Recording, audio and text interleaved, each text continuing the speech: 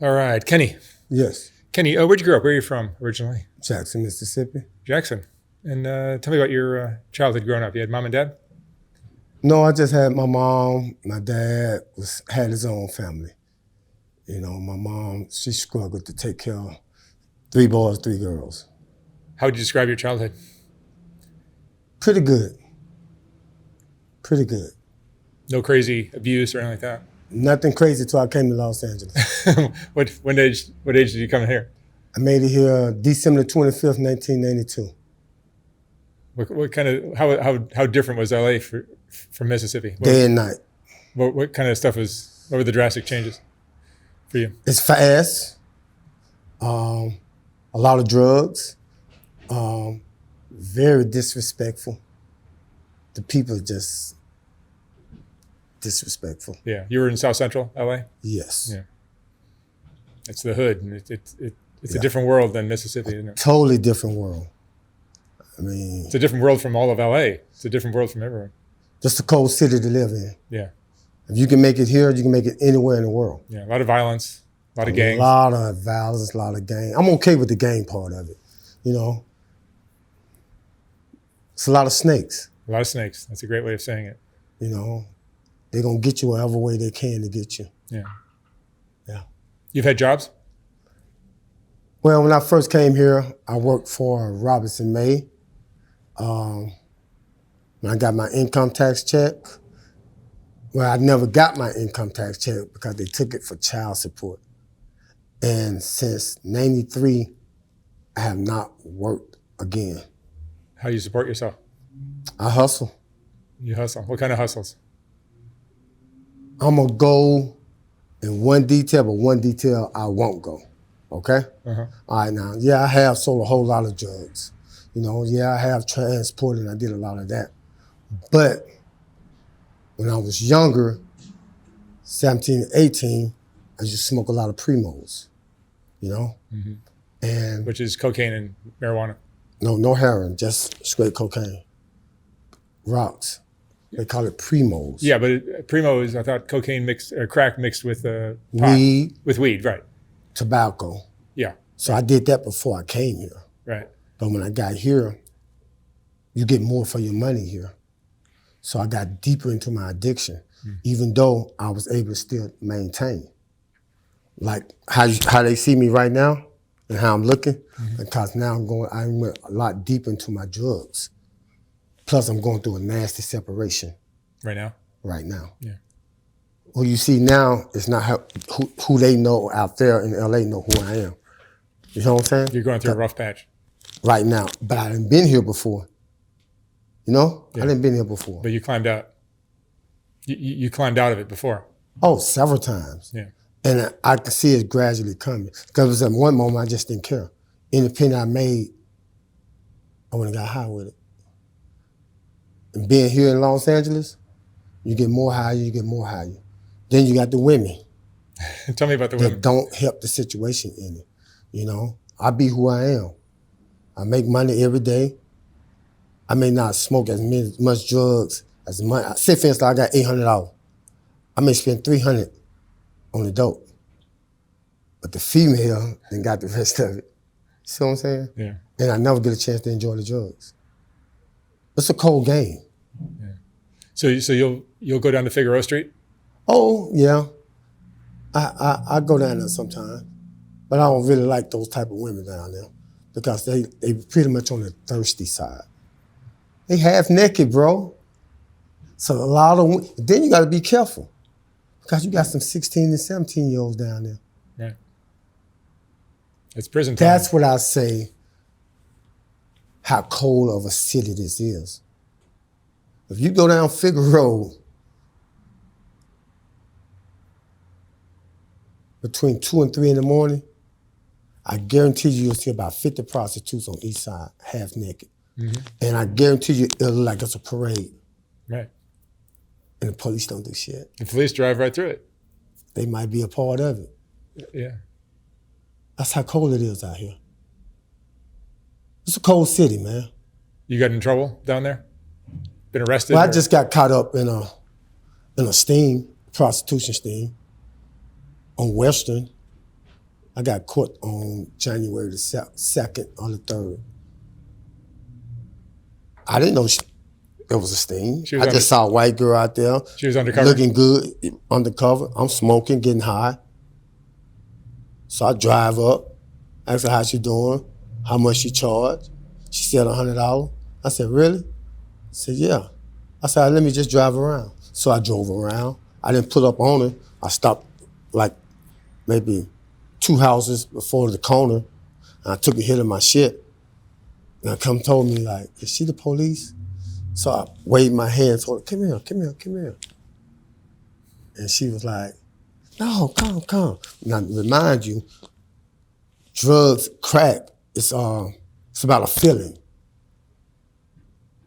Sex come with it, it'll arouse you, you know what I'm saying? Mm-hmm. So when I took that hit, now I'm just thinking about this female, I'm looking at this white girl. Now, okay, I'm ready now.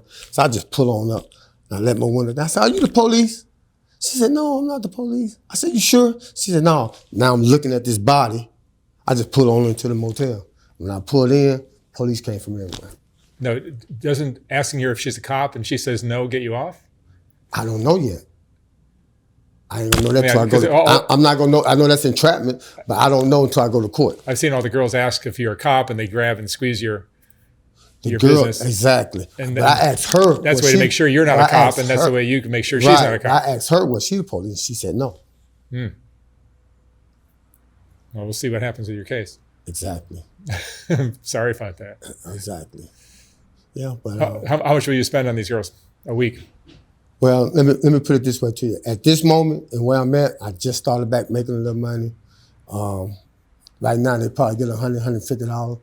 But now we can go back a year, 2 years, 3 years, 4 years, 10 years ago. I give them $400, $500 because I treat them right. These dudes in LA, they'll give them $100, $50, and they're gonna take their money back and make them do anything. Mm-hmm. I done heard a lot of cold stories that these women in LA has told me because the trust out here is bad. Yeah. It's hard to trust a motherfucker out here. You can't trust anybody. You can't trust them. And these women out here has been through so much. I heard so many stories. You and me both. Where they done been fucked with or touched robbed, as a kid. Beaten up, robbed, everything. Oh, man, a lot of that. Yeah. These women have been through a lot. And I guess they call themselves numbing themselves. You know? Mm-hmm. I guess they call themselves numbing themselves. Yeah, most jobs you would quit when something like that happens, but these girls go right back to it. Because you have to be numb to be out on Figure Road, selling your pussy, sucking dicks, you know what I'm saying? Around people that you don't know. Motherfucker ain't took no shower 2 or 3, 4 days. Yeah. They have to have some type of drugs in their system in order to be out there. It's a crazy world, crazy subculture down there. And right now, it's just worse. It's bad. Yeah, there's all kinds of diseases. And then just like me, for instance, this the longest I have been out there getting loaded. And I've been making $400-$500 a day in 3 hours. What do it go to? Drugs and a woman that I don't have sex with. Because I'm too busy smoking dope, geeked up, spooked. Yeah, when you're smoking crack, you can't really perform. Right. You know what I'm saying? A guy that shit can't perform. Don't get hard no way. Right. I've heard that. That's real. Yeah. Real. But your desire is there. It's there. So you want it. So you pay the girl to stay. Yep. But then you take one. You think you're ready, in 2 or 3 minutes, it's back down. That's a cold life and cold drugs, man. When they brought crack out, that's a cold drug. But then a lot of them leaving crack going to crystal meth. You know? I tried crystal meth. I didn't get nothing out of it. Crack's your drug. Crack's my drug. You've been married? I'm going through a nasty separation right now. Right. She hadn't filed for divorce yet. I'm not gonna file because I love my benefits. You know? But if she do file, which I'm sure is gonna happen sooner or later, you know, We got property, land in Arkansas. You know, I just want my part of it because my money was the one that bought it. I'm doing bad right now. And I hope that I can get another interview with you guys saying about February or March. And things are better? It'll be a lot better. It's time for a change. You'll get some money in, hopefully. Is that what you're thinking? I'm not tripping on that. I'm talking about me. You're just talking about improving your quality of life. Getting myself back to life because I lived that life. I have lived a good life. Right. You're just having a down. I'm having my down. A down right now. That's why I said I would come back a couple of more months and I'd be who I am. You'll see a difference. Now, that don't stop me from messing with them prostitutes out there. Were you messing around with these girls when you were married? I did. Yeah. I did. Was that what killed the marriage? Huh? Was that what kind of broke up the marriage? Well, when I told you I lived that life, it's like I used to go to Sam's Strip Club. I just fuck off, $1,500 to $2,000, 2 or 3 days out of the week. And she wanted to know why I was going to the strip club so much. Must have been somebody in there I was fucking. But I didn't go there to hook up with none of those bras. That's how I entertained myself. I made good money. Not talking about how I made it, but I made good money. And I still make a living right now. Well, I'm getting loaded with it. I'm not doing what I'm supposed to do with it. First $400, $500 I make, I'll stop today. What regrets do you have? What regrets? Cheating on my wife with the same woman for 8 years. Put this girl in an apartment with her 2 kids. Took care of her and her 2 kids for 8 years. And when I used to get mad at my wife, I go to her. When she make me mad, I go back. So you were paying for an apartment for another girl on the side? For 7 years. And it just came to an end. Yeah. So I've been kind of fucked up. It's hard for men to be faithful sometimes, isn't it? I said if I get another one that's good, I would try it. I said I'll try it. Do you think humans are meant to be monogamous? One partner? See, faithful? there's a true thing with men and women. We 2 different creatures because women works off of emotions. We don't work off emotion. It's just like we can have something real good at home, but we see this pretty beautiful thing God had made, this woman. It's hard to just ignore it. But see, women are different. They're just different. They don't understand us because they're not a man. And we don't understand them because they're a woman. They don't think like men think, and men don't think like women. So it's a difference. Yeah, it's hard to be married for 20, You a man. 20, 30, 40 years. You a man. So by you being a man, she don't understand how men think. And you don't understand, you don't know how women think. We are different. Yeah. Just like with our penis, when we see something, they always say we think with our penis. I got a divorce 5 years ago. But it's hard. After 17 years. To me, if a man is always honest and don't cheat on his wife, I don't see how you do it. I want to know how.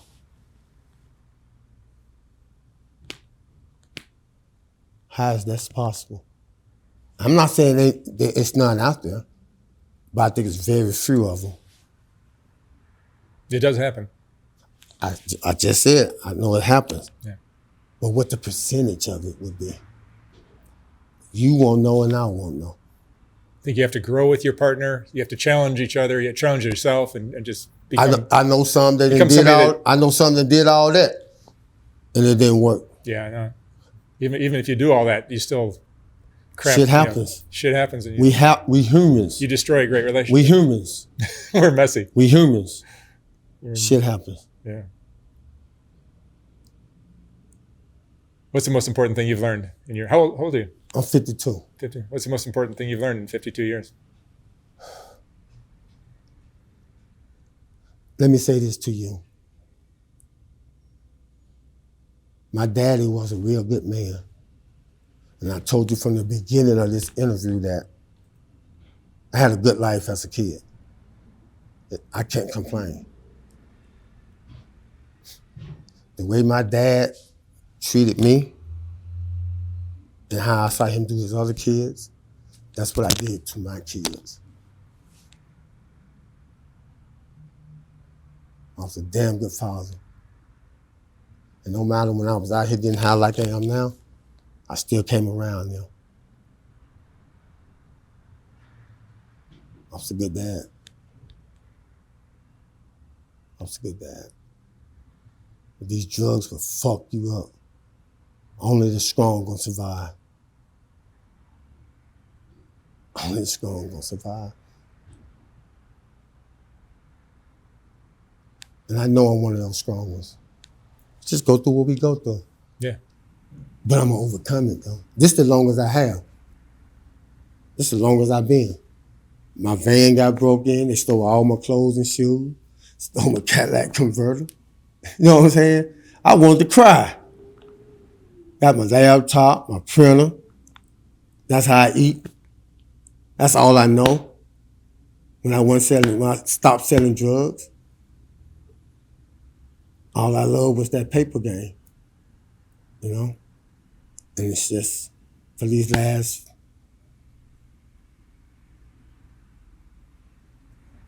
6-7 months been hard. And these last 3 weeks trying to get a little bit better. I see the light coming though. No friends, that's the coldest part about it. No friends. No friends. Not a one. That's hard. Not a one. Trust a motherfucker in LA if you want to. You'll never make it. You'll never make it, man. You'll never make it. And it's hard because the drugs out here, it's so good, you know? The drugs is so good, the crack is so good, and you get your money worth. And that's kind of like, makes it a little hard on you. But like I say, I've been through this before. It's not my first time, not my second time, not my third time. So I know I'm gonna beat it. But this time it's just taking a little longer. For whatever reason that is, because me using drugs, going through a divorce, it's crazy. I don't even have transportation right now. I paid the man $500 to fix my car. 2 weeks ago, I went back and got the $500. How why? I wanted to go get high. Money was gone in about 4-5 hours. I spent $100-something abroad, got the rest of it. And got left in the motel. Cold game, man. But most of these niggas in LA would beat a broad up. I'm not gonna put my hand on a broad. Period, point blank. That's what I'm not gonna do. Welcome to LA, man. Cold city. It's a cold city out here. All right, Kenny. Well, thank you so much for sharing your story. Thank you. Come check in with me in 6 months and let's see where you're at. I will. Thank you, man. Good luck.